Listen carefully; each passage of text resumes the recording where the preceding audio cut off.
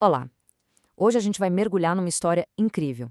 A história de como um dos mitos culturais mais poderosos do século XX foi construído tijolo por tijolo e depois, com muito cuidado, demolido. Essa é a saga da fumaça e dos espelhos por trás do cigarro. Olha, essa citação resume tudo, né? O cigarro por si só era só um objeto. O poder dele não era algo natural, foi uma criação nossa, alimentada por desejos e por uma engenharia social, assim, brilhante. Então, como é que essa tal varinha mágica foi encantada? Para entender, a gente precisa voltar lá para o comecinho do século XX, quando o mito foi criado de caso pensado. Repara só como cada passo nessa linha do tempo foi super calculado. Em 1929, mulher fumar em público era um tabu.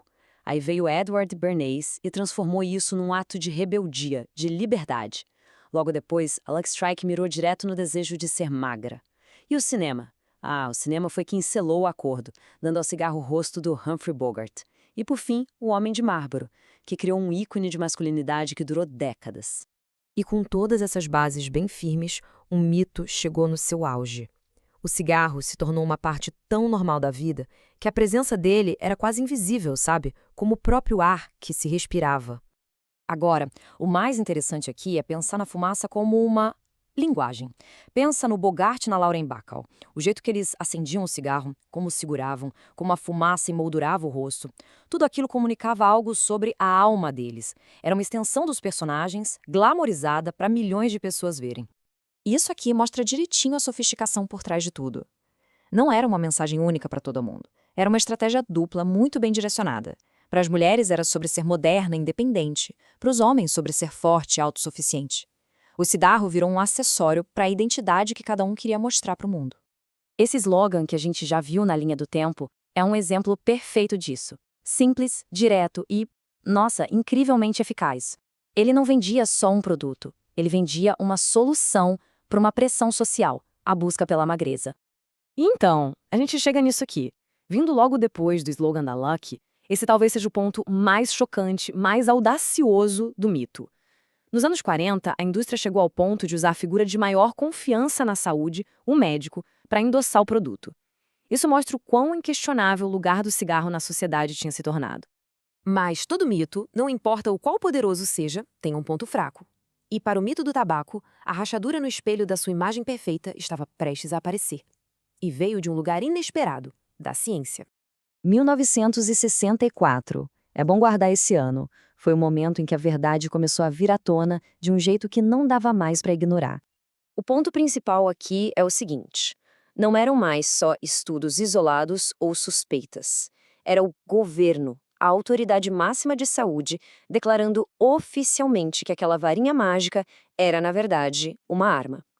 Esse foi o momento em que a ciência, de forma definitiva, desmascarou o mito. As conclusões foram diretas e, assim, aterrorizantes.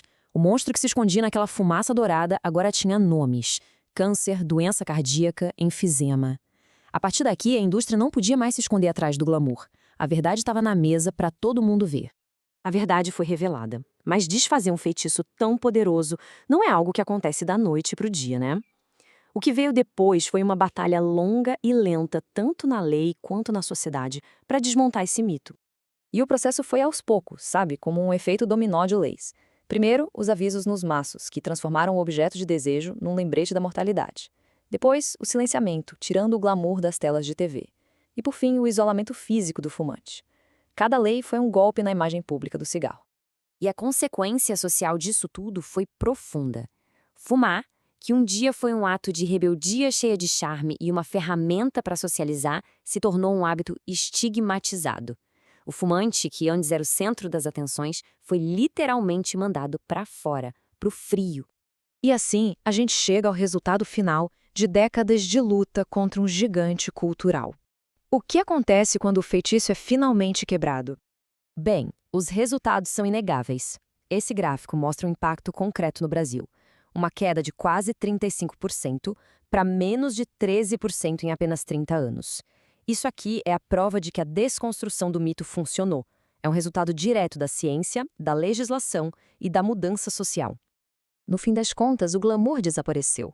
A aura de poder se dissipou. A combinação de educação, leis e mudança de percepção pública conseguiu transformar um ícone cultural num simples produto, agora corretamente associado ao perigo que ele sempre representou. E isso tudo nos deixa com uma pergunta final, que dá o que pensar.